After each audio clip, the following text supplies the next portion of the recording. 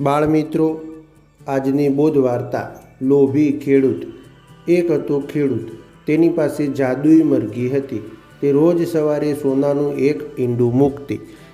ખેડૂત શહેરમાં જઈને તે ઈંડું વેચી આવતો। ઈંડાના તેને ઘણા પૈસા મળતા। આમ ધીરે ધીરે ખેડૂત ખૂબ ધનવાન થઈ ગયો।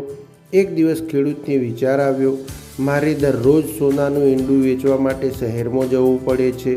જો હું મરઘીને મારીને તેના પેટમાંથી સોનાનો બધો ઈંડો એકસાથે બહાર કાઢી લઉં તો કેવું સારું। આમ વિચારીને ખેડૂતે મરઘીને મારી નાખી, પણ તેને મરઘીના પેટમાંથી સોનાનું એક પણ ઈંડું મળ્યું નહીં। મરઘીને મારી નાખવા બદલ ખેડૂતને ઘણો પસ્તાવો થયો। તેણે મરઘીએ ગુમાવી અને દરરોજ મળતું સોનાનું ઈંડું પણ ગુમાવ્યું। આ વાર્તા ઉપરથી મિત્રો એ જ બોધ મળે છે કે વધારે લોભ કરવો જોઈએ નહીં। થેન્ક યુ, આભાર।